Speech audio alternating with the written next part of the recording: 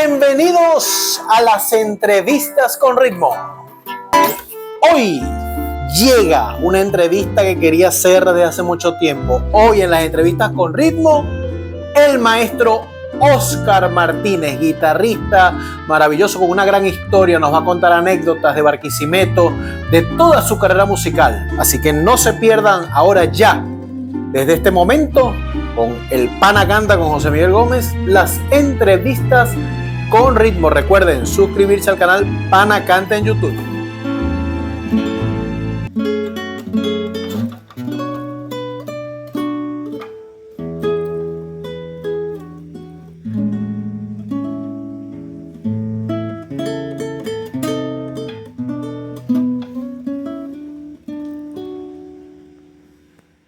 Hoy en las entrevistas con ritmo, el maestro Oscar Martínez Rebolledo, de Venezuela para el mundo. Buenas tardes, profesor Oscar Martínez. Bienvenido a las entrevistas con ritmo. Un placer tenerlo acá. Cuánta formalidad de su estudiante preferido, José Miguel Gómez. Buenas tardes para todos. Buenas tardes, José Miguel. Buenas tardes, público de tu programa y las entrevistas con ritmo, el canal Pana Canta de YouTube. Y de las entrevistas con ritmo. Es un honor para mí estar aquí. Gracias, profesor. Bueno, ¿qué hace usted por Buenos Aires, su Buenos Aires querida? De Barquisimeto usted agarró un avión y se vino hasta acá, hasta la llamada Ciudad de la Furia, que para nosotros es la ciudad del tango, la ciudad de Carlos Gardel, la ciudad de la nostalgia. Y usted, como siempre, con la guitarra en la mano. Todo el tiempo. Sí, llegué hace ya más de un año, un poquito más de un año. Cumplí el 2 de noviembre, un año, el 3 de noviembre. Y bueno, vine a hacer vida, a hacer música, a continuar con mis clases de guitarra aquí, que estoy en una ciudad llena de cultura y llena de mucha guitarra y de mucha música. Ya he tenido la oportunidad de hacer 2 recitales exitosísimo con la cantante Michelle Etienne, otra venezolana, que hace jazz aquí en Buenos Aires. Hemos hecho un poquito de todo. Y bueno, tengo mis clases de guitarra y de canto, pero más son los alumnos de guitarra que los de canto. Perfecto. Bueno, ahora vamos a hablar con el profesor Oscar Martínez de sus inicios. Ya regresamos. Bueno, seguimos acá en las entrevistas con ritmo con el profesor Oscar Martínez. Recuerden suscribirse al canal de YouTube de Pana Canta. Estamos retomando los videos y bueno, vamos a traer mucha información interesante para todos ustedes. Bueno, tenemos a nuestro invitado Oscar Martínez, venezolano, nacido en la ciudad de Caracas, profesor. Sí, nací en la ciudad de Caracas y desde muy temprano siempre estuve rodeado de música. Casi desde niño, desde muy niño. Yo diría porque tanto mi madre como mi abuela eran cantantes de casa y siempre me cantaban. Me cantaban la música ni siquiera de la época mía, sino música de, qué sé yo, mucho más atrás, mucho tiempo más atrás. Música de Andrés Cisneros, música de Vicente Emilio Sojo, ese tipo de música que cantaban las madres caraqueñas. ¿Y a qué edad se trasladó a la ciudad de Barquisimeto? No, a los 6 años. A los 6 años, o sea que Sí. Usted conoció una Caracas pujante, moderna. ¿Tiene recuerdos de esa Caracas, de esa infancia en Caracas, bueno, o más de Barquisimeto? No, tengo recuerdos porque yo siempre volví a Caracas en vacaciones o a pasar diciembre con mi familia. Los únicos que estábamos en Barquisimeto éramos mi madre, 2 de mis hermanos y mi padre. Estamos hablando y un de tío. Mediados de los 70, principios de los 80 o antes. Antes. Estamos hablando del año 64, del año 65, 63. Yo nací en el 59. Y cuando llegamos a Barquisimeto solo estaba un tío allá, haciendo trabajo. Y mi padre, que había sido llamado antes para hacer trabajo de periodismo. Entonces, luego llegó mi madre, bueno, con la edad te estoy diciendo con 6 años, ¿A 7 qué años. parte de Barquisimeto llegó? Uy, a un barrio fabuloso, porque así se llamaba. No sé si en esa época lo llamaban así, era el barrio El Malecón. Claro. Exactamente en la carrera 31, entre 29 y 30. Era un barrio que la carrera 31 era aún de tierra, no tenía asfalto, y la famosa calle 29, que hoy es una avenida importante que le pasa por un lado a la catedral, no existía, era una avenida de tierra también. Claro. Un barrio muy divino, de lo cual tengo unos recuerdos fabulosos. Qué bueno, profesor. ¿Y usted fue en un momento autodidacta con la guitarra? Sí, Y, cómo no. y luego, ya en su juventud, cursó estudios formales. Cuéntanos un Sí, poco de esa, bueno, te cuento. desde esa informalidad hasta la formalidad Desde de los niño estudios. hay una anécdota en la familia que me cuenta o que me contó mi madre, ¿no? No la tengo aquí para que la corrobore, está en Venezuela. Aún está Saludos, viva. saludos para Saludos, ella. saludos a mi madre, a Ana Margarita. Esa fue mi primera profesora en realidad, porque Ana Margarita me cantaba mucho. Mi abuela también, mi abuela Juanita, Juana Marrero, Juana Damiana Marrero. Bueno, lo cierto del caso es que desde muy pequeño mi mamá me cuenta que yo tenía interés por tener un 4 en la mano. Y yo vivía pidiendo un 4 al niño Jesús y un 4 a todo el mundo. Y, y mi mamá me dice que ella no sabía de dónde, porque yo no había visto un 4 en casa. Lo cierto es que mi padrino, que vivía en Cumaná, padrino Alcides Román, en una de esas visitas me trajo un 4. Pintorescos cuatros orientales. Sí, sí. Y eran unos 4 muy bonitos. Yo recuerdo que el 4 tenía muchos colores y dibujos bonitos. Era un 4 amarillo así bonito, con muchas cosas.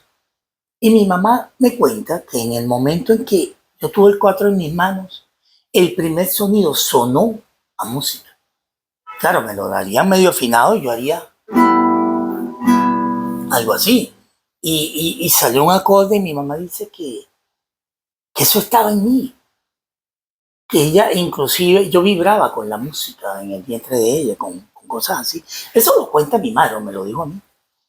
Bueno, total de los totales, uno de sus hermanos, que es mi tío Gilbert, el maestro Gilberto Rebolledo, que le envío un saludo, hoy en día uno de los mejores arreglistas corales que ha dado América Latina. Hay muchos arreglos famosísimos de Gilberto del mundo coral. No solo latinoamericano, sino mundial también. Él hacía música pop. Ya no cuando tenía 6 años, sino cuando ya yo me había ido a Barquisimeto, que de vez en cuando volvía con mi 4.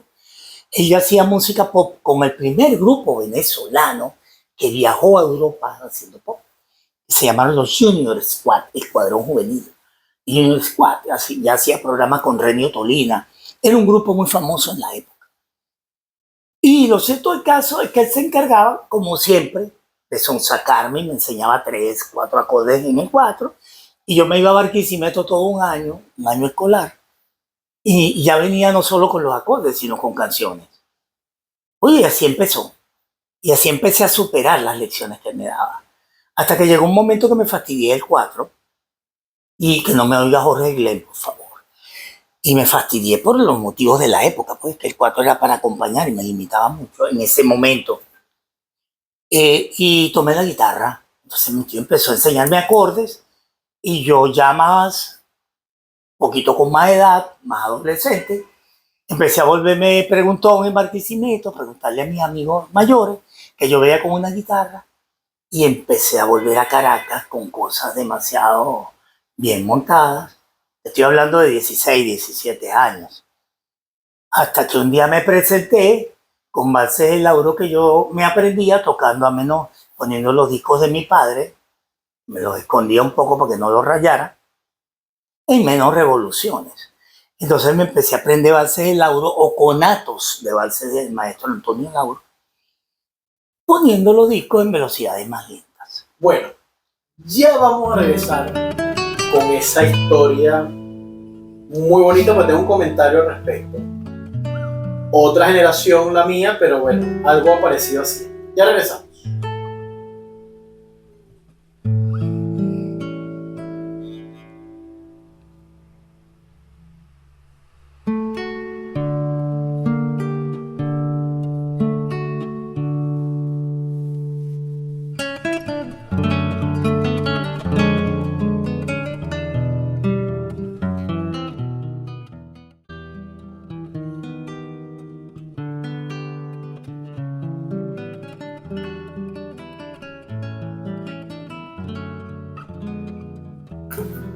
Bueno, y aquí estamos en las entrevistas con ritmo con el profesor Oscar Martínez, que nos está contando de esos inicios musicales, de esa forma de escuchar música para ir entrenando el oído y trasladar, bueno, con un talento ya adquirido o que se estaba descubriendo, que era trasladar eso que escuchaba a los instrumentos. Yo le debo confesar, profesor, que en mi época, en Barquisimeto, había una radio que me gustaba mucho porque pasaba música tradicional venezolana, casi que ininterrumpida. Era la Super Criolla 1390, que después se llamó Radio Telepay. Bueno, y uno con el 4 salía una canción y uno buscaba la forma de buscar los acordes rápido. Es más, uno llegaba a hacer un sacrilegio que era trasladar el 4 durante la canción porque uno se sabía solamente un acorde, sabía nada más y bueno, esas odiseas hacía. Pero entonces usted ponía más lenta las canciones para ir descifrando en la guitarra esos tonos. Claro, y las posiciones, las notas y las posiciones. Esa era una trampa que yo hacía para mí. Y entonces buscaba la fórmula de hacerlo. Estoy hablando de valses complejos, valses de música escrita por el maestro Antonio Lauro, el vals número 1, el vals número 2, el vals número 3, etc. La cosa que yo veía que eran famosas para impresionar a mi tío en Caracas. Entonces llegó un momento que mi tío me dijo: oye, Oscar, yo no te voy a enseñar más así. O sea, tú estás adulto, estás creciendo mucho y debes estudiar música. Pero ¿y cómo un joven de cuántos años? ¿15 años? 16 años? En esos momentos ya yo estaba rondando los 18 años. Bueno, un joven con 18 años llega a escuchar en aquella época Antonio Lauro. Bueno. Porque Sí, bueno, claro. Entonces hay unos inicios musicales en su claro, importantes. Lo que sucedía era que... Y ahí no va a tener que hablar sí, señor padre. Claro. Es que mi padre fue un periodista y fue un gente de radio, esa gente fundadora de la radio en Barquisimeto. Mi padre fue el periodista Pepín Martínez Hidalgo. Así le decían a él, Pepín. Él se llamaba José Rafael Martínez Hidalgo. La tasca de Pepín. Sí, uno de sus grandes programas. Él hizo Meridiano Deportivo, él hizo, bueno, muchos programas que fueron famosísimos. Fue una persona muy polémica dentro de la radio, el periodismo, y fue fundador de la radio también en el estado Lara. Por decirte, era del grupo de gente, él contaba mucho eso, de la gente fundadora, de la gente de Pancho Pepe Crocker y esa época, claro. de tanta gente que hizo radio. Bueno, yo debo confesarle que yo salía con mis papás a hacer alguna diligencia, algo, a primeras horas de la tarde, y estaba escuchando la tasca de Pepín. Claro, él era una persona, él era un personaje dentro del ambiente de Lara en cuanto a información. Entonces, ¿su papá tenía todos esos discos? Mi papá tenía todos los discos del mundo. En la radio. Que tú te puedas imaginar, tanto en la radio como en casa. Entonces, me tenía prohibido que yo le usara sus discos de trabajo, y lo entiendo, hoy en día lo entiendo. Pero dentro de esa prohibición era la tentación. Entonces, así como oía Lauro, empecé a oír música que me hacía vibrar, que me gustaba, música de Rafael Hernández, música de compositores latinoamericanos. Sale loco de contento. Claro, ese yo. Lo mucho que yo sufrí por esa ingrata mujer. Y yo lo que tenía eran 17 años, no había sufrido por nadie. Claro. Pero me parecía tan bello oír el famoso disco de Campanita de Cristal, todo aquello. Y empecé yo a buscar fórmulas para acompañar ya a los 18, 19 años. Y empezaron a sonsacarme mis amigos mayores. Eso es lo que le iba a decir. Un muchacho de esa edad, a mí no me dejaban salir. A mí no me dejaban salir. Entonces yo tenía que escaparme escondido por la pared y tirar la guitarra, y después iba yo. ¿En qué barrio era eso? En la urbanización El Obelisco. ¿Ya en el Obelisco? Ya en el Obelisco, sí. Tenía un lote de amigos mayores que yo, que eran los que me sonsacaban porque ellos sí tenían novia y había que dar serenatas, y nos íbamos a dar serenatas porque yo llegué a ser el muchacho que acompañaba las canciones. Y mis amigos cantantes ya cantaban, o yo mismo me atrevía a cantar. O ya después pasaron de ser mis amigos a ser ya cantantes de la época como Pedro Hernández, con quien... Una gran voz. Sí, de Lara, como con otras personalidades. Y después, bueno, gracias a una casualidad, un compadre mío me llevó al rincón de Legia y de nosotros. Todo esto fue paralelo a mis estudios de guitarra ya formales con Rodrigo Riera, uno de los más grandes guitarristas. Y eso le vamos a dedicar una se ha dado Venezuela, claro. Entonces, paralelo a eso, estudiaba mi música académica, mi repertorio académico, ya empezaba a dar conciertos, a tener unos cuantos alumnos por allí, dentro de mis compañeros de la universidad, y también ya yo tocaba y acompañaba boleros, y me oyó la bolerista Levi Espinosa, fortuitamente, por casualidades. Bueno, pero ahí nos saltamos muchos años. Sí. Vamos a un corte y ya regresamos porque me interesa algo de él. Ya regresamos con esta entrevista maravillosa con el maestro Óscar Martínez Rebolledo, gran guitarrista, mi profesor de guitarra y bueno, amigazo que nos reencontramos acá en Argentina. Ya regresamos con las entrevistas con ritmo por el canal Panacanta de YouTube.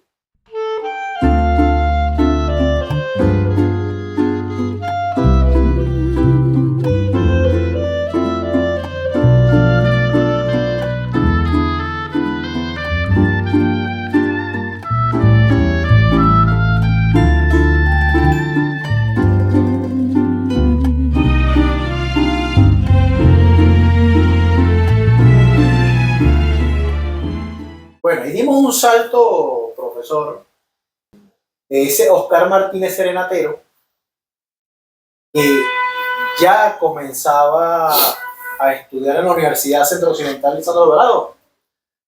Ya sí.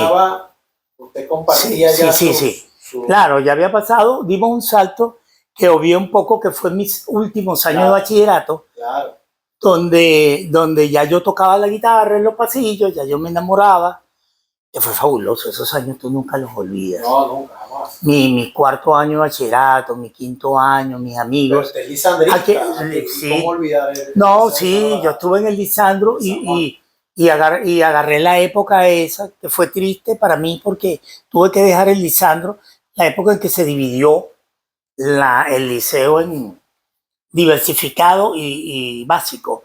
Yo estuve en el Lisandro en primer año y cuando fuimos al segundo ya no existía.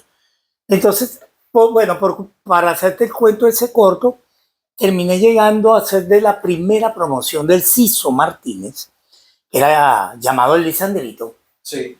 Porque los alumnos del Lisandrito fueron para allá y etc. Bueno, retomamos. Me hablabas del Lisandrito. Sí, porque era el Lisandrito porque los alumnos del Lisandro, el Lisandro era un liceo que era muy celoso con su estructura, con sus alumnos. O sea, era un privilegio ser del Lisandro Alvarado.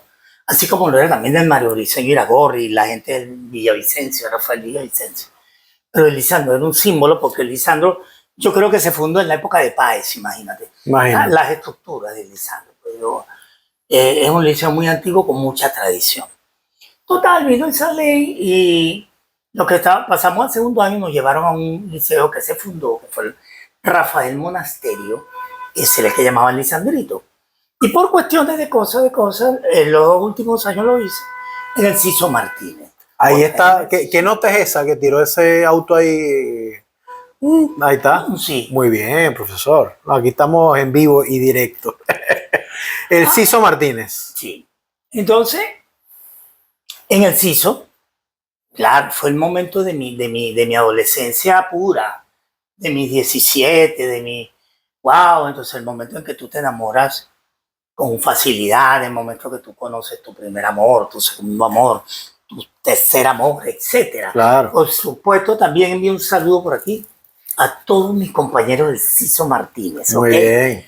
Que eso sí saben los cuentos, pero no los pueden entrevistar. Claro. Lo cual es maravilloso. Bueno, pero seguramente van a dejar comentarios. No, fue fabuloso, sí. Ahí conocí a Chichito Durán, un gran Si usted, cantante. si usted me autoriza, yo desactivo los comentarios del video. No, como no, actívelos todos.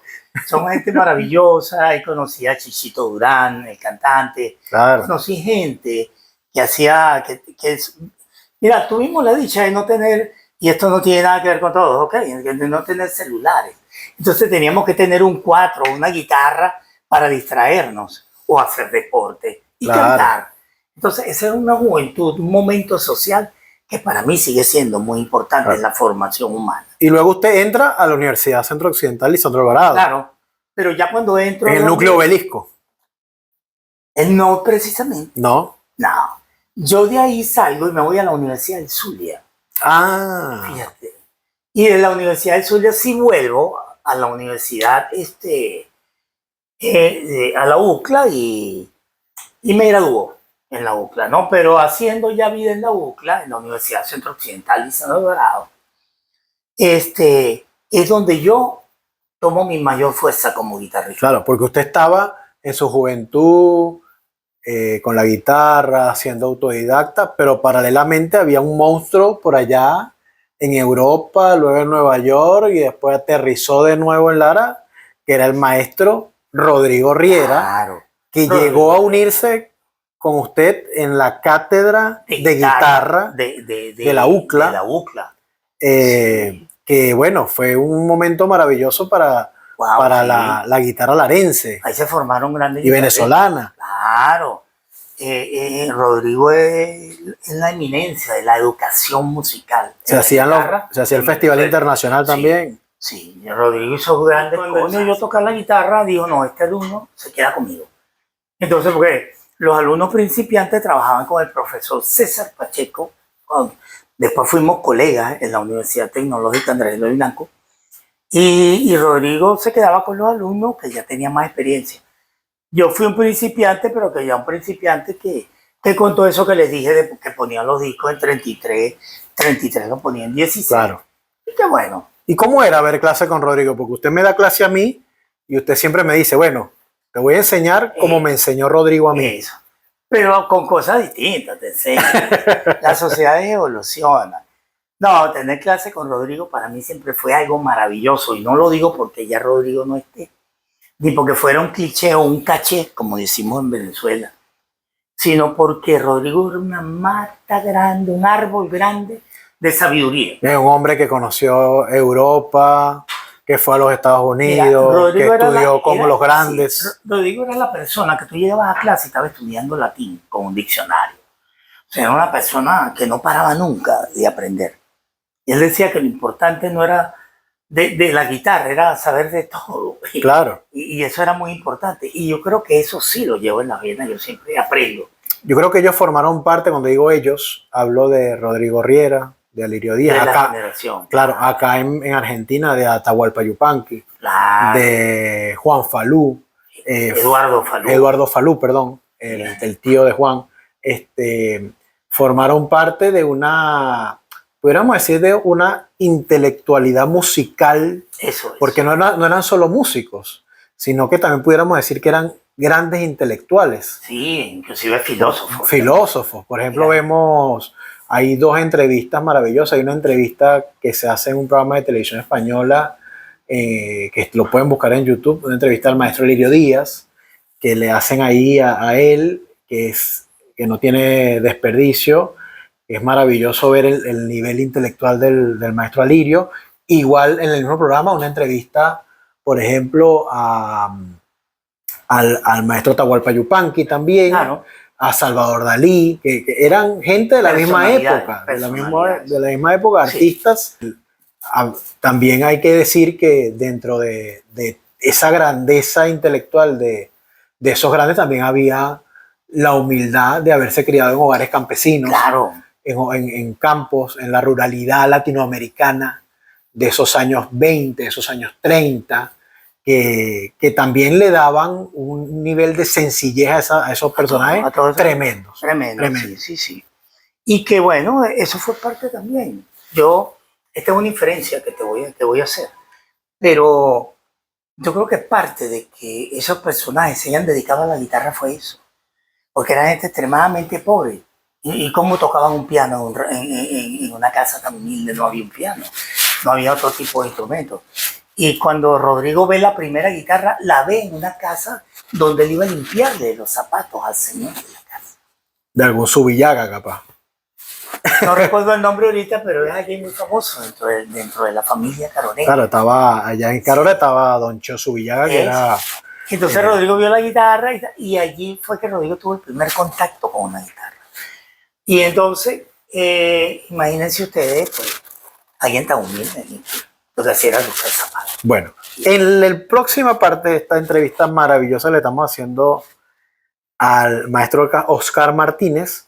Nos va a hablar de cómo era ir a clases con el maestro Rodrigo Riera. Ya regresamos.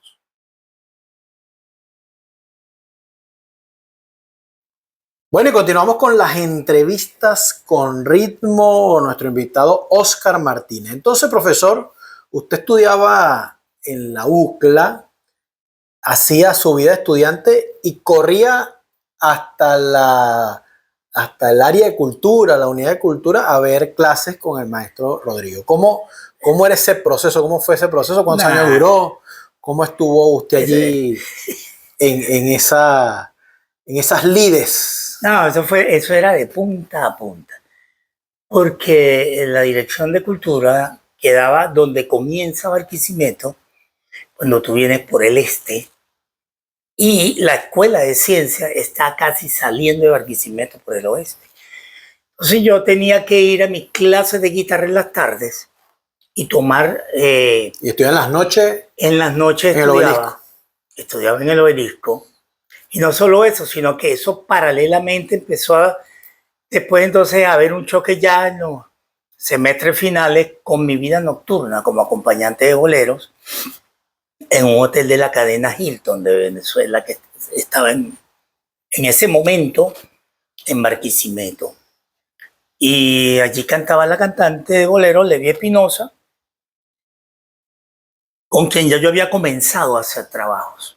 Claro, entonces eran los estudios de guitarra, los estudios en la universidad, más los tigres que mataba. Sí. Para que no nos tumbe YouTube, más los contratos musicales que usted tenía. Claro, los contratos musicales que eran importantes porque nosotros hacíamos piano bar martes, jueves, viernes y sábado.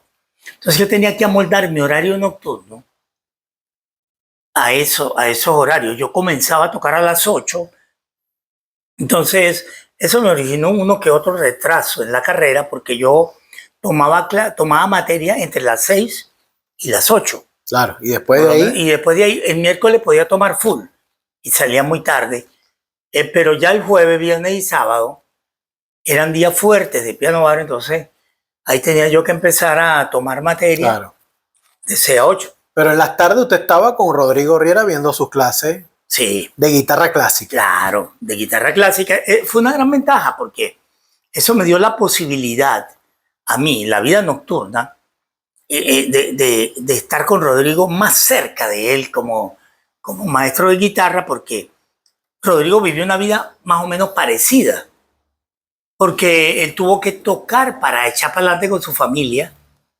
en la Madrid de su época cuando él estudiaba.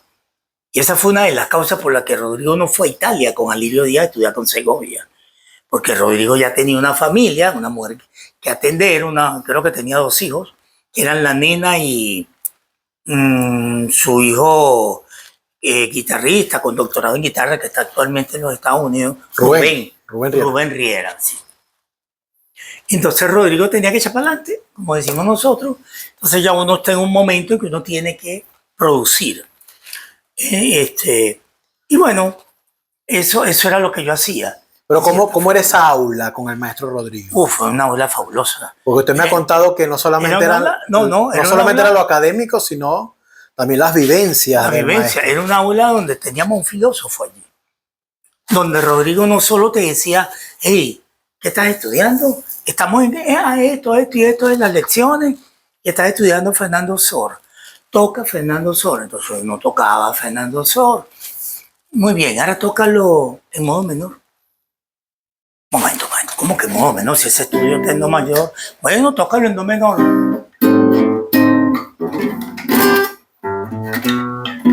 Entonces uno tenía que improvisar sobre la marcha, ¿no? Yo decía, ¿qué es esto? No. Es que te estaban educando a ser un guitarrista. Una cosa es ser un instrumentista puro, y otra cosa es ser un guitarrista, es compartir tu alma con el instrumento. Entonces empecé a entender cosas que no las entendía. Decía, por ejemplo, ¿cómo están las escalas? Están bien, tócame la escala de la menor. Muy bien, ahora dame la escala de la menor, pero me va a hacer tresillo, negra con punto y 2 cocheas. Entonces tenía que ser ta ta ta tan, ta ta ta tan, tita, tin, ta ta ta. Entonces ya era como tener preparada la mente para cualquier cosa. Y eso te da una versatilidad increíble. Yo ya eso lo tenía, porque yo estaba acostumbrado a acompañar a cuanto cantante bueno, malo, regular se ponía a cantar en una reja y yo le decía que esto no va a cantar, no sé, sígueme. Entonces tenía que seguirlo. ¿Qué canción vas a cantar? No sé esta, pero dale. Esta la compuse anoche, pero dale, mira. Ah, dale, está bien. Y eso pasaba. Y también la actividad académica del maestro Rodrigo, usted tuvo la suerte también de verlo de compartir lo académico también con lo popular, ¿no? Claro. Entonces, eso fue algo que nos unió mucho, por eso es lo que quise decirte. Y además de Levia, en esos momentos acompañé a Cabrera, Héctor Cabrera, un venezolano que hizo muchos tangos, y fue famoso en la época, fue voz de oro de Venezuela. A mi querida María Teresa Chacín, a quien le envío un saludo. A Héctor no, porque no está aquí ya en este plano, pero María Teresa sí, un beso y un saludote. A Débora Sacha, mi compañera de siempre, que está en los Estados Unidos. A Luis de Ubaldo, que tampoco está en este plano. Hice música con mucha gente, pero mucha gente buena, y con tríos de jazz, con gente de bolero, con gente de todo tipo, con gente de música venezolana. Vino un festival de composición y envié cosas y las gané 3 premios nacionales de música, me descubrí como compositor. Entonces hubo muchos momentos que salieron a partir de ahí. Qué bueno, profesor. Bueno, ya regresamos con más de esta entrevista maravillosa en las entrevistas con ritmo con el maestro Oscar Martínez Rebolledo.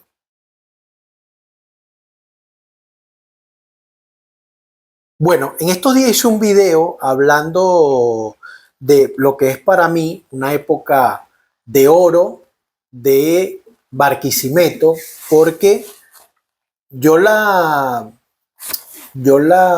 comparo, a pesar de que no viví esa época, con cuando seguramente en Barquisimeto comenzaron a sonar las radios, que es cuando la televisión regional empieza a hacer vida en Barquisimeto con Telecentro, Canal 11, después Niños Cantores Televisión, después Promar Televisión, y allí, sobre todo en Telecentro, con un productor que me acabo de acordar, gracias por el tono ese a los autos que están pasando por la avenida.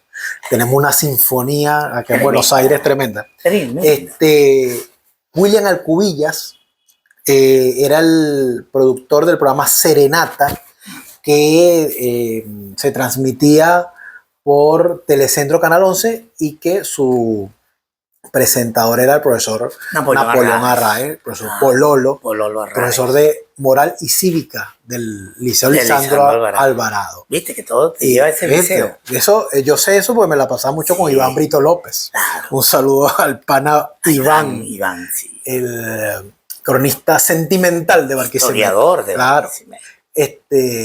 Y bueno, Pololo, por supuesto, amigo de la casa también. También después estuvo Juan José Colmenares. Claro. El amigo Juan José, que siempre estamos viendo sus publicaciones en Facebook. Un saludo para él. Y bueno, así Abraham Jiménez. Con el programa Recordaré Vivir. Claro. Cuando se ha amado. Tuvo Desayune con nosotros después en Niños Cantores Televisión. En Telecentro también lo hicieron, con Rafael Teodoro Chávez, una gloria también de la radiodifusión larense, con su esposa Rita Betancur de Chávez, que fue gerente general de la Trinitaria, y así sucesivamente, una Corchas y algo más, otro programa también de música, una cantidad de programas que fue para mí una época de oro, pero había uno muy especial donde usted hizo vida, que era con el licenciado Víctor Barranco, los viernes musicales de alta tensión, que no me los perdía. Yo era un muchacho, pero siempre me gustó la música de su época, profesor. Y no me pelaba los viernes musicales de Víctor Barranco, bueno, porque ahí cantaban todos los que uno admiraba de tanto músicos regionales como músicos nacionales. Internacionales. Y allí se llegó a meter una orquesta a tocar en un estudio de televisión, de programa de televisión, como era en la vieja época, una orquesta que usted creó y usted dirigió en Barquisimeto, de la orquesta del Andrés Eloy Blanco, de la Universidad Politécnica, de la Universidad Tecnológica. Andrés Eloy Blanco. UPTAEP en aquella época. Una orquesta típica, maravillosa, una cantidad de instrumentos espectaculares, con arreglos que creo que marcaron una época en la musicalidad venezolana, porque bueno, orquestas típicas de ese calibre creo que no llegaron a existir en el país. Sencillamente no la había. De esa forma. Existieron coros, existió el Orfeón de la UCB, existieron una cantidad, las estudiantinas de las universidades, pero como esa orquesta, ninguna. Y usted, bueno, fue el creador y fue, me imagino que un reto tanto teórico como práctico, para los arreglos, para sacar de cada músico lo mejor y lograr unirlo y bueno, grabar esos temas, ir a un estudio, que lo felicito por haber tenido esa iniciativa de haber grabado eso y que quedó y que seguramente todavía podemos disfrutarlo. Se puede disfrutar. Claro. Entonces, bueno, con esta introducción que la hice desde ese contexto de la televisión barquisimetana, que seguramente todos los que están viendo este video se van a acordar de todos esos programas y van a soñar, porque fue un disfrute muy grande para nosotros ver esa calidad musical de la cual usted fue parte. Usted fue parte para mí de una época de oro, no solamente de la televisión regional, sino de la música de Venezuela y de Barquisimeto, del estado Lara, que fue esa época de los 90. Y sí, de los 90, una década maravillosa. Wow, o sea, ¿cómo cuesta? Menos mal que yo soy moreno, pues si no me pusiera coloradito. Cuesta muchísimo. Es que la viví, me acuerdo y la disfruté mucho. Cuesta muchísimo no sentirse halagado. Y menos mal que no era mayor de edad, porque si no lo hubiese vivido de otra manera. Claro. Yo te voy a comentar algo. Ese fue un proyecto maravilloso. Un proyecto del cual yo me siento tremendamente orgulloso y que te voy a dar una primicia. Pronto lo van a tener en las redes. Qué bueno. Porque ese proyecto, las dos discografías que hizo la Orquesta Típica Experimental Andrés Eloy Blanco, la voy a subir a las redes para que la gente la pueda colocar en sus historias, en cosas. Fíjate que esa orquesta surge como un proyectito universitario que yo introduje. Y que cuando lo introduje yo trabajaba aún en el Instituto de Crédito Agrícola y Pecuario, acababa de graduarme ya en la universidad y había decidido darle un parado a la vida de piano bar, porque era muy duro trabajar de noche, tener un alumno los sábados, tener alumnos los sábados, trabajar también en el ICAP como analista de sistemas, encargado de un área de finanzas, de automatizar esa área, no, eran muchas cosas. Entonces, recuerdo que un médico a quien le debo mucho fue el doctor Colmenares, el doctor Julio Colmenares, fallecido, un traumatólogo.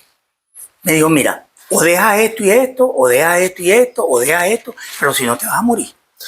Discúlpame, Ya vamos a hacer una pausa por el tiempo y ya regresamos y ya te voy a hacer una pregunta sobre el doctor Julio Colmenares. Ok.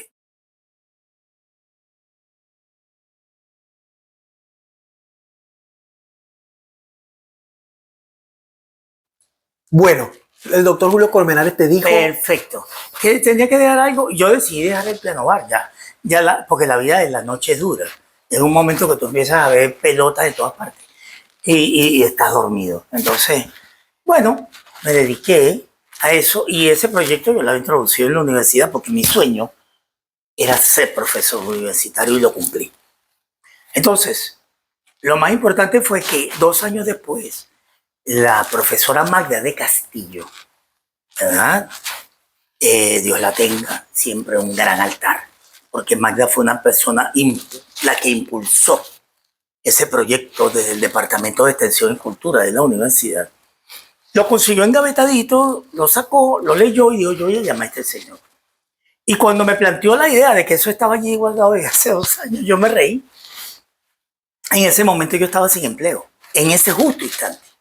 Y Magda me dijo, mire, yo fui mandolinista en la estudiantina y pedagógico de aquí de la UPEL. Mientras fui estudiante, y yo sé lo que eso es importante, la importancia que tiene una estudiantina o una agrupación cultural dentro de una universidad. Qué palabras más sabias, porque aún hay universidades en Venezuela que no entienden eso. Pero bueno, ese es otro tema de otro programa. Entonces, la profesora Magda de Castillo le dio un impulso tremendo a eso. Y cuando digo eso, era convencer a autoridades y a todos en que había que hacer algo por eso. Ella me dijo, ¿qué necesitas? Le dije, papel bond y marcadores. Yo no se me olvida jamás. Y un lugar donde ensayar. Ella le dio mucha risa. ¿Cómo es eso? Sí, deme el papel bond, puse. Sí. Audición para muchachos que toquen 4, toquen algo, canten o les guste la música. Y listo, eso es lo que hay que poner. Se me aparecieron 5 o 6 muchachos. Y eso unido a que yo venía de dirigir en un colegio de monjas en Chivacoa, estado Yaracuy, una pequeña estudiantina que tenía el colegio, que lo hacía ya como medio de subsistencia, una vez a la semana, daba clases allí, y los muchachos ya estaban por graduarse. Yo les pedí al tecnológico a través de la profesora Magda, inscríbanme esos muchachos. Porque si yo meto a esos muchachos que ya tocan... Claro, entraron con una beca cultural. Beca cultural, eso era lo que se trataba, pero créeme, que eso había que lograrlo, no era que lo aceptaban así porque... Claro. No, era muy difícil los cupos de la universidad. Yo tenía que convencer a alguien que la cultura era importante. Años 90 era muy difícil. Eso lo digo sin un tono de pelea, claro. Pero siempre fue así. La cultura no da votos. La cultura es importante en Venezuela, pero no da votos. Entonces claro. no es fácil. Entonces, logramos introducir a esos muchachos, darles un cupo, y esos muchachos, con la instrumentación que ya tocaban, mandolina y eso, junto con lo que conseguí reclutar, logramos establecer una pequeña estudiantina que dio su primer concierto a los 4 o 5 meses, 5 horas medio. La profesora me dijo, yo no sé cuándo le puedo pagar, pero yo busco que le pague. Y pasé mi primer diciembre con mis hijos recién nacidos. Ojo, tendrían 7, 8 meses, los morochos pues son 2. Y sin medio en el bolsillo, esperando que me pagaran. Y en febrero no solo me pagaron, me contrataron. Cuando la estudiantina tocó, aquello fue palabras mayores. Y recuerdo que la directora en ese momento era la profesora Carmen Hernández, dijo una palabra muy linda, etc. Y bueno, la estudiantina empezó a formar vida. Por supuesto, tenía un director, había que contratarme, primero a medio tiempo, después a tiempo completo. Y después terminé siendo dedicación exclusiva, porque el proyecto empezó a crecer, porque yo generaba, junto con los muchachos, necesidades. Y empezaron a llegar músicos, que yo llamo músicos de verdad, con talento, y que venían de orquestas y de eso, y me decían, ok, pero yo no toco nada típico, soy una estudiantina. Y empezaron a mí las grandes estudiantinas a mirarme con recelo y las grandes orquestas típicas, porque yo hacía repertorios, ¿para qué es eso? música de Pío Alvarado, ¿qué es eso? Si las orquestas típicas tienen que tocar es esto. Sobre todo en una época donde había un prototipo, un estilo, una influencia. Y todo el mundo buscaba tocar, ay, préstame unos arreglos para... No. Oscar Martínez nunca ha sido de eso. Y la orquesta siempre tuvo esa educación. No, los arreglos los hago yo aquí, los tocamos. Vamos a arreglar esto. Vamos a arreglar a Pablo Canela, vamos a arreglar a Tino Carrasco, Y así fuimos creando un estilo, una forma, porque yo siempre andaba en la búsqueda de algo. Igual con la guitarra. Entonces me llegaban alumnos, mire, yo lo que toco es trompeta, yo lo que toco es corneta en si bemol. Me llegó una alumna que hoy es doctora en educación, Luis Sánchez. Corneta en si bemol, yo le decía, ¿cuál es la diferencia con una trompeta? Ah, bueno, que se escribe aquí, se escribe así. Y recuerdo que le dije, ¿dónde, con toda la sinceridad del mundo, donde tú suenas mejor? Ah, ella me dijo, de este rango a este rango. Listo. En el pentagrama. Ahí hacemos los arreglos. Siéntate. Entonces empecé a hacer arreglos, no dirigidos tanto a la instrumentación, sino a las posibilidades de los instrumentistas. Y eso fue lo que empezó a cambiar en mi educación musical y lo que hago con la guitarra ahora. No puedo trabajar con una educación tan formal como la que yo tuve con Alirio y Rodrigo, porque en esa época esta es la educación y aquí te tienes que pegar. No. Yo empecé a entender que había que cambiar también junto con la sociedad. Hey, esto es lo que yo hago mejor, voy para allá. Esto es lo que yo hago mejor, voy para acá. Esto es lo que yo hago mejor, voy aquí. Aquí me suena mejor, yo también. Mira, yo soy arpista llanero, me dijo Manuel Camero. Un saludo para Manuel. Saludos, el maestro un gran Manuel. Artista hoy en día, un maestro licenciado en música. Y yo le dije a Manuel, ¿cómo no, Manuel, aquí? Manuel Rojas llegó con su flauta y embrujó a todo el mundo. Y Manuel venía de que no era muy amigable en las orquestas sinfónicas de ese trío, Manuel Rojas, a trío, Manuel Camero y a Helvi Sánchez. Y después llegó el maestro Helvi Sánchez. Claro. Imagínate tú, ¿qué nos íbamos a pensar nosotros? Que éramos, o sea, llegamos como decir, esto le va a causar risa, los renegados de las orquestas. ¿Por qué? Porque Manuel... El famoso Manoros. Sí, Manuel creía en otra cosa. Es más, también estuvo nuestro querido cuatrista un tiempo, pasó por ahí, nuestro querido cuatrista de Manoros también, Henry Linares. Claro. El papá lo llevó y estuvimos allá y Henry hizo un tiempo vida con la orquesta. Pero lo cómico del asunto es que teníamos ya pilares. O sea, tocar con el bajo del maestro Helvi Sánchez. Eso es en ese momento, aunque Helvi no estudió en la escuela de música, sino fue un gran autodidacta que después se dio el lujo de estudiar y de ganar el primer salón para compositores venezolanos de música sinfónica, para que tú lo sepas, con jurados como Aldemaro Romero ahí. Sí, señor. Y a Helvi ganó con una suite sinfónica que compuso. O sea, con eso lo que te quiero decir es que éramos personas que, porque a lo mejor la vida o no éramos muy creyentes de los prototipos de lo que llamaban o lo que llaman el sistema, ¿ok? Porque Manuel Rojas sí comenzó, pero después dijo, no, el sistema no quiere que yo toque música venezolana, no puede ser. Claro. Y se quedó de este lado. Así como también se quedó Luis Julio Toro algunas veces, aunque hizo su pasantía también en el sistema.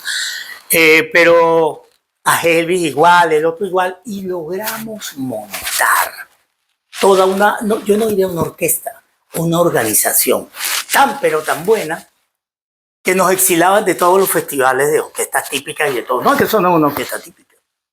Yo dije, así es, pues le pondremos orquesta típica experimental. Claro. Porque aquí hay cantantes, aquí hay trompeta, aquí hay corno, aquí hay oboe, aquí hay de todo. Y punto, se hacen los arreglos y punto. No nos importa eso. Aquí hay una arpa llanera y en vez de tener una sección rítmica, teníamos una sección de golperos. Porque hacíamos golpes también larense.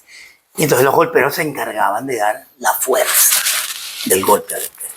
Así es. Bueno, una época maravillosa de la música de Barquisimeto, de la música larense, que como ya lo dijo el profesor, pronto van a estar escuchando en las plataformas. Ya regresamos con más de las entrevistas con ritmo en el canal Pana Canta de YouTube. Segunda parte. La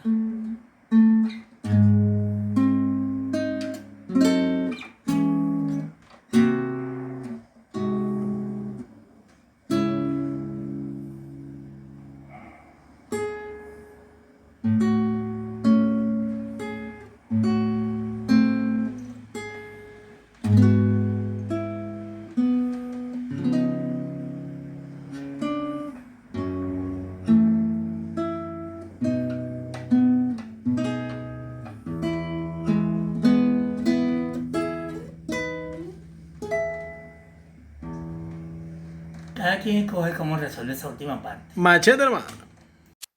Bueno, ya estamos llegando a las postrimerías de esta entrevista maravillosa, pero no quiero despedirla, no sé si va a ser en este segmento o en el próximo, sin que hablemos de esos viernes musicales, 7 de la mañana, había que estar allí en Promar Televisión, en el programa Alta Tensión, el licenciado Víctor Barranco leía las noticias y después se venía la música. Usted allí tuvo prácticamente la oportunidad de ser guitarrista de planta de ese programa, bastantes veces que fue. Eso, tú sabes que hay algo muy cómico. Una vez Víctor, yo le decía a Víctor, que en paz descanse, Víctor, nos dejó temprano. Qué lástima, sí, qué señor. lástima, porque él hacía cosas muy grandes. Víctor me decía, pues tú te lanzas alcalde y ganas, porque ahorita te conoce todo el mundo. Sape gato. Y yo le dije, mira, Víctor, oirás mamando gallo, pero yo a veces estoy en la calle y la gente me ve, claro. Me dice, maestro, ¿cómo está? Oscar Martínez, mire, qué bueno. Oye, pero usted debería tratar de decirle al señor que dice en las noticias, que haga pura, que no diga nada. Que claro, haga pura música. O sea, la gente juraba que el programa era mío, no era mío. El programa era de Víctor. Claro. Víctor estaba de lunes a viernes con un programa excelente sobre de política. Sí. Y el viernes él dijo, bueno, me voy a poner música. Claro, porque él viene también de un hogar serenatero. Claro. Y créanme, esto que les voy a decir es historia patria de Barquisimeto.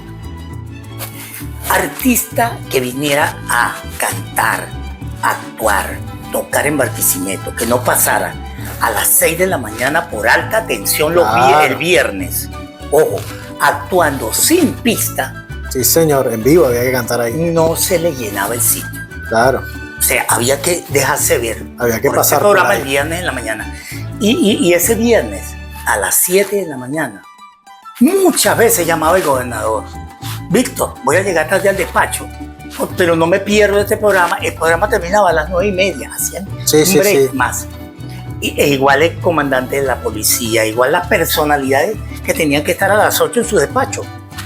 Nadie. Todo el mundo llegaba tarde. Todo el mundo llegaba tarde y todo el mundo salía tarde al trabajo. Por ver el programa. Para ver el programa. Correcto. Ahí se presentaba todos los viernes, había algo. Y claro, yo era un asiduo del programa, porque era uno de esos músicos, junto con Silvio Arocha, junto con mucha gente. Que en paz de casa también Silvio. Junto con, qué sé yo, otra gente que iba con su guitarra, con su cosa, porque venían a veces artistas de fuera que no tenían quien los acompañara. Y decía, no, yo tengo aquí un guitarrista que te acompaña lo que tú quieras, que es Oscar. Y entonces Víctor me llamaba, Oscar, ¿tú me puedes hacer? ¿Cómo no? Porque Víctor siempre tuvo una puerta abierta. Y esto lo digo con toda la sinceridad del mundo. Víctor fue una puerta abierta para la cultura del Estado Lara y para la cultura de Venezuela. Que lo niegue es un embustero. Él decía que en su juventud él no tocaba ni cantaba, pero ponía el carro para que llevara a la gente a serenatear. Sí. Entonces él era una puerta abierta para la farándula, para todo el que quisiera hacer algo los viernes. Pero serio. Sí. Ahí incluso Víctor se dio el lujo. Esto es una anécdota buenísima para tu programa, José. A ver. Se dio el lujo de devolver. Una primicia. A las divas del momento que eran. María Teresa Chacín. No. Mirta Pérez. Mirla primero. Sí, Mirla Castellano. Mirta Pérez. Y la voz de Diamante, que es de Venezuela, que era, bueno, una señora que no recuerdo. No estaba Estelita, ¿no estaba? No. Ellas eran 3. Bueno, porque ellas querían cantar con pista. Ajá. Entonces Víctor les dijo, no. Aquí nadie se canta en vivo. Entonces ella dijo, con todo el respeto. Claro, que se merecen. Que se merecen ella con todo. Dijeron, no podemos cantar a las 6 de la mañana. Perfecto, no hay problema, digo Víctor, sin problema, pero en mi programa nadie canta con pista. Aquí vino Débora Sacha, le dijo Víctor, y la acompañó Oscar Martínez a las 6:30 de la mañana y cantó lo que la gente le pidió. Sí. O sea, aquí nadie canta, aquí todo el mundo canta. No sé si fue varias veces Débora, pero sí. Lo recuerdo ese programa. Sí, entonces no solo Débora, gente muy importante, pero a ese nivel, ¿no? Entonces, ellas se fueron y hicieron su espectáculo. No fue nadie. Nadie fue al espectáculo. Víctor dijo, no pudieron venir y no podían cantar sino con pista y entonces hoy vamos a hacer un programa que improvisamos. Y ese día se hizo otro programa, no recuerdo cuál. Nadie fue. Créanme lo que pasó. El fin de semana siguiente fueron al programa. Entonces me buscaron para que yo las acompañara. Me buscó Víctor. Y con todas, unas señoras maravillosas, todas. Mirta Pérez, maravilloso. Para mí fue un honor acompañarla. Claro, una gran Porque Mirta cantante. fue una persona que mi mamá me había dado referencia buenísima. Venían del show de Reni. Igual Imagínate. que la otra señora que no recuerdo el nombre, pero fue la voz de diamante de Venezuela. Y bueno, Mirla, que tiene su temperamento, pero está bien, también la acompañé. Y recuerdo que ellas se quedaron muy impresionadas cuando le dije cualquier canción de su época, yo la voy a acompañar. Porque ya yo me sabía esos discos. Claro. Y usted canta en este tono, y hicimos un tronco de programa. ¿No era Mirna Ríos? No, yo te lo voy a decir. Bueno, a lo mejor en el próximo segmento le decimos. Segmento te lo digo. Ya venimos. Bueno, y aquí seguimos con las entrevistas con ritmo. Y bueno, ya hicimos la tarea. Sí, señor. Y la voz, las tres grandes eran Mirla Castellano, Mirta Pérez y Neida Perdomo, voz de diamante de Venezuela. Entonces usted se dio el lujo de acompañarla a las tres. Sí. Y fue un programa bellísimo y se les llenó su espectáculo en la noche. Qué bueno. Entonces, una anécdota interesante. Interesante de lo que pesa la información. Claro. Por eso es muy importante atender la información. Y de la masividad de la televisión. Claro. Otro punto importante que yo quería aclarar siempre es que, volviendo a lo de la orquesta, la profesora Magda, si bien impulsó, luego de que Magda impulsó, hubo otros profesores ligados a extensión universitaria que empezaron a apoyar la idea que floreció. Profesor Roberto Espinosa, fallecido, la profesora Lilia Ferrer, etcétera. Los jefes, no voy a seguir nombrando gente porque me va a quedar gente por fuera. Claro. Pero fue un grupo maravilloso de gente. La profesora Isabel Escalona, no puedo dejarla fuera porque siendo directora con ella nos acompañó. Fíjate bien la cosa, lo importante. Eso significa creer en lo que haces. Y eso siempre se lo voy a agradecer en nombre de los muchachos, en nombre mío propio. Nos acompañó a Santiago de Cuba a asistir a un festival de música caribeña. La única orquesta universitaria que ha asistido a un festival profesional de música caribe se llama Orquesta Típica Experimental Andrés Eloy Blanco. Eso fue gracias a la gestión de la profesora Isabel Escalona ante el ministerio. Yo no sé cómo harían alegando todo ese poco de cosas bonitas que teníamos, pero sí había material. Claro, inclusive ahora que me está llegando un leve recuerdo, creo que antes y después de ese viaje, ustedes pasaron por el programa Alta Tensión. Claro, siempre. Eso fue en el 98. Claro. En 97 y 98. La orquesta fue en el 97. Y luego en el 98, creo que se dictaron unos talleres, algo así. Claro. Pero lo cierto del caso es que fíjense bien, el año 97 no había pasado nada que nos uniera con Cuba ni nada de eso. Es muy importante denotar eso, que se cree. Cuando un profesor, cuando una institución, que era el Instituto Universitario Experimental Tecnológico Andrés Eloy Blanco, no es la universidad que se nombró después, el instituto. Cuando el instituto creyó en su orquesta, creyó en la cultura, empezó a florecer la extensión universitaria por todos lados. Porque la ULA nos invitaban de otras universidades. Y claro, tenía algo de calidad para mostrar. Claro, entonces lo que es bueno, yo siempre digo que es importante en estos casos, es que la cultura puede cargar en hombros toda la gestión de una universidad. Así siempre es. Y cuando el trabajo extensionista esté bien llevado.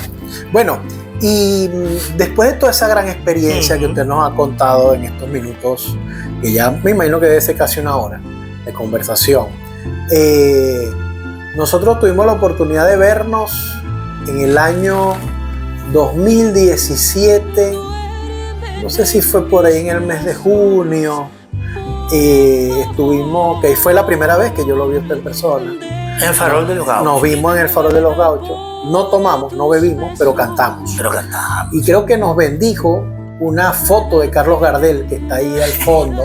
¿Verdad que sí? Porque 8 años después nos encontramos en la ciudad de Buenos Aires, en Argentina, y haciendo vida acá, con la música, con cada uno con su profesión, y bueno, dando lo mejor de sí en este bello país que nos ha recibido. Y es muy importante porque uno no sabe quién ve estas entrevistas. Hay mucha gente que le pone el me gusta, que te deja un comentario, pero después hay mucha gente que no, y capaz no está viendo una persona que le interesa toda la experiencia que usted, profesor, ha acumulado, no solo en la pedagogía universitaria, sino también en esas habilidades de gerente de la música, si se le puede decir la palabra, para tomar lo mejor de cada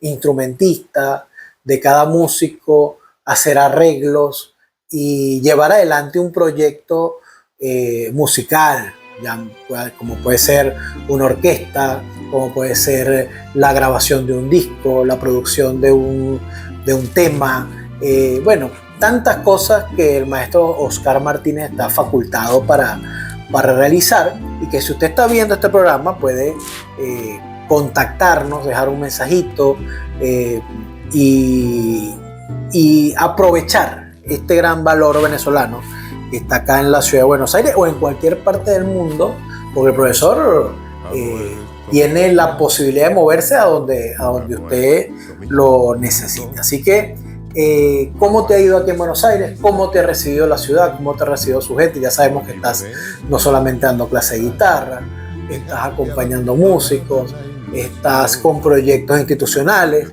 Así que bueno, como siempre, esta ventana de las entrevistas con ritmo es para usted, profesor. Bueno, te voy a decir algo. Yo, con la experiencia que tengo, que tampoco es que es mucha viajando, yo he estado en Europa, he descubierto que Argentina, Buenos Aires en especial, es un país estupendo, es maravilloso. Es maravilloso porque fíjate que estamos haciendo esta entrevista, es tan importante para tu streaming, para tu programa.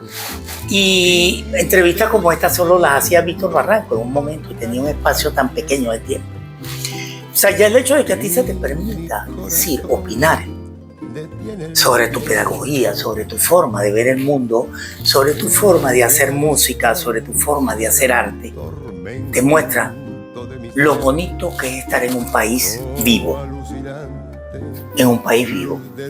No con esto quiero desmeritar a nadie, ni desmeritar ningún país. Pero estar en un país vivo te permite hacer cosas como esta, opinar sobre proyectos tan lindos del pasado en Venezuela como la Orquesta Típica Experimental. Un beso para todos eso. Ahora son jubilados, pero mis colegas que me ayudaron, que me apoyaron, a los que no también, a todo el mundo, a los que creyeron y no creyeron. Lo cierto es que gracias a Dios quedaron 2 discos maravillosos de eso que pronto tendremos en la plataforma y podrán ponerle su historia y poner ahí golpe larense, golpe orquesta típica experimental y saldrá la música de la orquesta. Ojalá, pronto lo vamos a tener. Y aparte de eso, poder permitirme desarrollar un trabajo importante en mi docencia, porque uno nunca deja de ser docente. Ojo, no me gradué de docente. Hice después mi formación docente como un estudio adicional en la universidad, porque como siempre les he dicho, me gradué en sistemas de información. Fui mucho tiempo asesor de un gran viceministro, vamos a decir casi, que era el ICAP, el Instituto de Crédito Agrícola y Pecuario en Venezuela, en los años 70. Y trabajé con gente muy, muy importante que hizo grandes proyectos y ayudó mucho al campo y al agro venezolano. De ahí a la universidad. Pero nunca abandoné mi instrumento y nunca abandoné la docencia que se me inculcó a través de Rodrigo, de Gilberto Rebolledo, qué sé yo, de Modesta Bor, que también tuve la oportunidad de compartir, y por último de la universidad, que me enseñó tanto. Yo hoy en día mis alumnos que me enseñan, tengo alumnos de todos los calibres, tengo alumnas de 80 y recientemente una alumna de 13 años que va a estudiar guitarra conmigo. Qué bueno. En ese rango tengo diversidad de alumnos. Qué Lo bueno, importante es que profesor. la pedagogía es algo que tiene que moverse al son que le toque la sociedad. Así es. Y ya has hecho vida en la noche de Buenos Aires, noche que ha visto desfilar a tantos artistas, pues esta ciudad es un derroche de cultura extraordinario. No, de cultura, de calidad, de música despampanante, de música de todo tipo. Yo iba a pensar usted que iba a estar en la misma ciudad de Astor Piazzolla. No, es la misma ciudad de Chico Novarro. Que De Chico yo Novarro. siempre nombro porque Chico Novarro para mí es uno de los grandes eslabones. Piazzolla, De Carlos Gardel. de Carlos Gardel, de toda esa gente que iba a hacer una foto con los hermanos, los guitarristas que estuvieron en Venezuela. Hice una foto recientemente en la casa de Gardel, Casa Gardel, los hermanos Rivas. Sí, señor. ¿Qué me iba a imaginar yo de esas cosas? Que gente que yo miraba en los discos que tenía mi papá guardados allí en aquel cuartico, las iba a conocer aquí. Y los que no he conocido ya los tengo tan cerca. Y los que estoy por conocer, imagínense. ¿Y qué es lo mejor que me ha pasado? ¿Qué sé yo? Volver a ver a Carlos Vives hace poquito. Pero antes vi a Sabina. Claro. También. Y tocar en una noche en Buenos Aires, maravilloso. Viste a Yamandú Costa. A Yamandú Costa, que no solo lo vi, pude hablar con él, intercambiar un disco. Otro con él. astronauta de la guitarra. Lo de Yamandú es una cosa fenomenal. Tener la oportunidad de ver a Yamandú Costa a 2 metros de distancia ejecutar la guitarra, créanme que es una de las cosas más exquisitas que me ha pasado en la vida. Yo dije, Dios mío, esto no me puede estar pasando a mí, definitivamente. Pero sí me estaba pasando. Y después, lo mejor de eso no fue eso, sino al culminar el concierto, salir a la esquina, cruzar a la derecha, esperar mi colectivo a las 2 de la madrugada y que me lleve a mi casa. Y llegué a las 2:50. Qué bueno.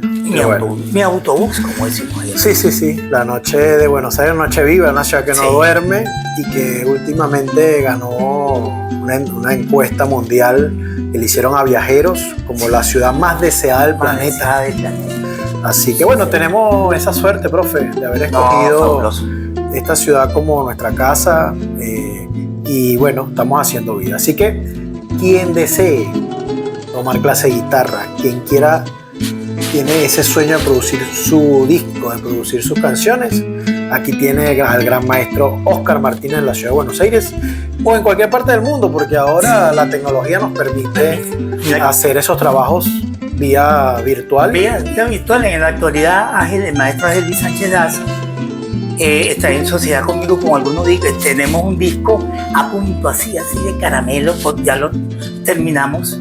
Ya estamos ya en la etapa de edición y masterización, pero se ha hecho entre Argentina, con mi guitarra de aquí, y lo demás lo hemos hecho en Venezuela con una cantante venezolana. Qué bueno, qué bueno. Bueno, profe, sus últimas palabras para despedir las entrevistas con ritmo. Y bueno, de mi parte, agradecido no solamente por las clases que me da todos los jueves, sino también por permitirme entrevistarlo en esta faceta de creador de contenido que tengo, y que bueno, vamos a seguir generando entrevistas, vamos a hacer viajes, vamos a tener muchas curiosidades acá en este canal para toda la gente que lo quiera disfrutar. Bueno, mi agradecimiento a todos aquellos que participaron en esta historia, a los protagonistas de esta historia, que son todos los que nombré y no nombré, pero que saben que están allí, a todos, besos a mi familia, besos a mi madre, a mis hijos que están ahí y que están metiendo siempre su manita para ayudar a su papá de alguna forma, a mi esposa que está aquí conmigo, a Vero, que acaba de traer unos cositos ricos. Por ahí acabo de Vero. probar, está por ahí, no sé cómo se llaman, pero se me olvidó el nombre, pero trae unos cositos ricos para tomar café. Gracias, Vero, te quiero mucho. por supuesto a ti, José Miguel, y a todo Buenos Aires que ha abierto los brazos para recibir a un artista, a un docente, a alguien que quiera hacer muchas cosas con la música y que ojalá que Dios siempre me permita por mucho tiempo, ¿verdad?, seguir haciendo lo que hago con tanto gusto, que es música, y enseñar lo que sé. Bueno, con esas palabras nos despedimos hasta una próxima entrevista. Chao. Gracias por haber llegado hasta aquí. Nos vemos en el próximo capítulo